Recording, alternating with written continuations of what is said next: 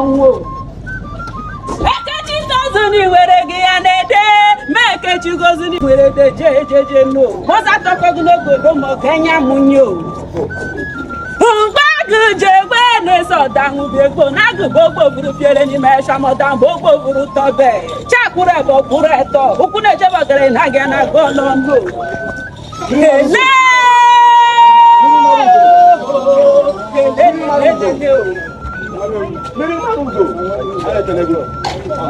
ọkụ niile ya na-akọbụ n'ebe mma Alfred ezobi nwaobi mama nwamama ugwu Igbo ya lakọnụ n'ebe mma nwoke onye na-ana egbughị eka na-etidechi Igbo m obi baie odozi obodo ya lakọnụ n'ebe mma okonye one man squad musician odogwu nwoke ahụrụtịkpa ogologo ihe ya lakọ n'ebe mma okonye ya lakọnụ n'ebe mma kwa onye bịarube na-esajizi na abụkwagoro ọmagụzọ na ọbụgụ bụ ọkwa ịkwana ladọrọ ebugwu gbogbo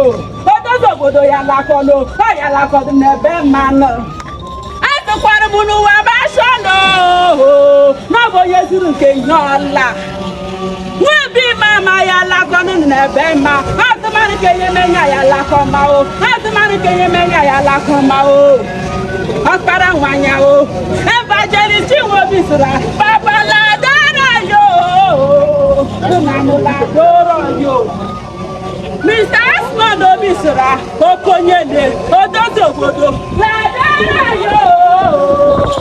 ụnamụladoro yo Chief Chinedu Obi onye marụgo na Abuja ọnwa na-apị sorogo onye na-adịghị na ladara yo obodo ladoro yo Comfort Obi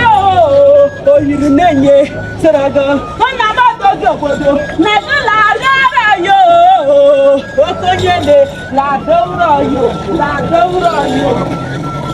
Biko biko ladara yo papa ladoro yo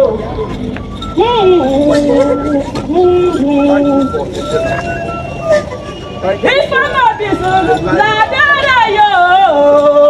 odozi obodo na ladoro yo onye dịka dị soro ladoro yo Ukuta zuru n'ụkọ yo ọzemele ndị merụ tire no n'ụwa ba-asụ ahụ n'ọbụ onye zuru kenye ọla akwa umere mmemanyo ọnwa amaghị onye ezi amaghị agbado na ya amaghị ogene n'ọbụ onye ojidere owere onye abụsị ọnyụma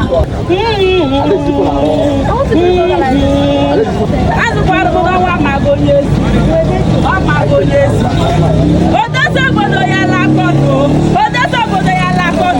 Obi baie ya lakọnụ onye na-ana egbu ya lakọnụ one man squad musician eka na-echi vom ya lakọnụ n'ebe mma ya lakọkwa n'ebe mma odozi obodo ladoro yo Nwobi mama ladoro yo